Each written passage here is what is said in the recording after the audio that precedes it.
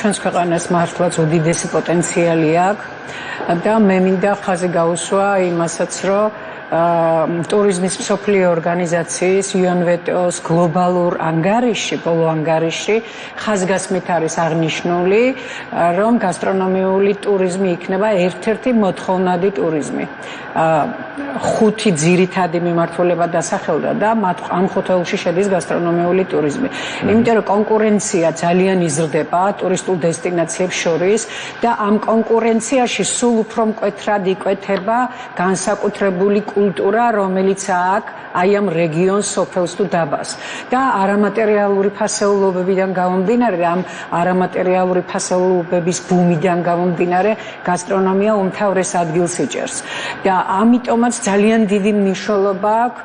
იცით რატომ? აი ეს არის როგორც მულტიდისციპლინური თემა, ასევე მულტიკულტურული თემა, იმიტომ რომ ნებისმიერი ეროვნების ტურისტისათვის და მიმართულების ტურისტისათვის კვება არის უმთავრესი რამ. მაგრამ ამან მიიღო განსაკუთრებული და ცალკე ხასიათი. და ტურისტები ძირითადად წერძებენ იმას, რაც არ უნახია და რაც აქვს განსაკუთრებული თუნდაც ერთ პატარა სოფელს. საქართველოს საკმაოდ გამორჩეულია მიმართულებით, შეგვიძლია ვიყოთ ლიდერები რეგიონში და ევროპაში, თუ ხმამაღალი თქვა მე არ არის.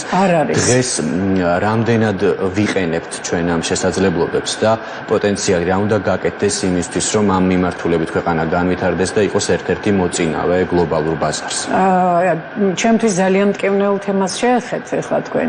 რაც კარგია რომ ეს თემა ჩვენ წამოვჭერთ. იმიტომ რომ ჩვენ ქართველებს გონია რომ ბებია-ჩემი ყველაზე კარგად აკეთებდა დედა-ჩემი და მე თვითონ შემიძლია დაუშვათ იგივე ხაჭაპური. ხაჭაპური მე ვთვლი რომ ჩვენი ეროვნული დროშის ტოლფასია. იმიტომ რომ ასოციაციურად როცა საქართველოზე არის საუბარი, აი ესე ეგრევე წარღვინო ხაჭაპური და ასე შემდეგ, ხო? და ამიტომაც ძალიან მნიშვნელოვანია ვინ აკეთებს ამას, ვინ სთავაზობს ამას იმ გასტროტურისტს. და არის თუ არა ის გასტროტურისტი, ეს კიდე ცალკე განხილვის თემაა, იმიტომ რომ ტურიზმის ეროვნულმა ადმინისტრაციამ აუცილებლად უნდა შექმნას, მე ეს უკვე მათი ორგანიზაციული საკითხია. გასტროტურისტი შემოდის, ფუდ ტურისტი შემოდის, კულინარიული ტურისტი შემოდის. ისინი სხვადასხვა რაღაცას ეძებენ. მივხვდით, აი ძალიან საინტერესო დეფინიცია მოგცა სწორედ აი მსოფლიო გასტრონომიული ტურიზმის ორგანიზაციამ და UNWTO-ს ბოლო გლობალურმა ანგარიშმა. ვინ არიან ეს ადამიანები და რას ეძებენ? რა უნდათ აი ასეთი კონკრეტული რეგიონის. როგორ უნდა მოხდეს მათი იდენტიფიცირება? იცით რა არის? ან შეიძლება ეს შეკვეთებიდან როგორც ხდება ხოლმე, ხო? ვინ უკვეთავს, სად უკვეთავს, კონკრეტულად რომელი მიზნობრივი ჯგუფისთვის არის აი ეს დესტინაცია და სად მიდის და მეორე საკითხია კიდევ მტკივნეული. რას უყვებიან იქ, სადაც მიდის? იმიტომ რომ შეიძლება უთხრან, რომ ღვინო ცოლიკაური ცოლთან არის დაკავშირებული.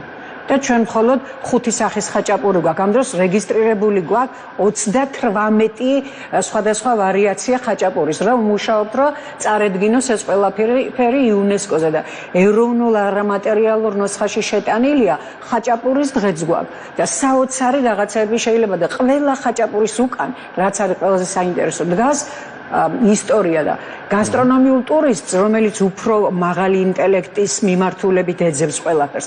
ის არ ეძებს როგორ კეთდება ეს სათვის კერძი, ის ეძებს რა როლი აქვს ამ კერძს რიტუალში, ადათებში, წესებში, რა კომპონენტები იხმარება, სად ენდემური ჯიშის ხორბლისგან კეთდება თუ დავუშვათ ენდემური ჯიშის ღორისგან თუ ძროხა თუ ფრინველი. ჩვენ ესენი ყველაფერი გვაქვს. ქართული მაგალითად ჯიშის ქათამი, ქართული ჯიშის ღორი და ასე შემდეგ. აი ეს აინტერესებს გასტროტურისტს.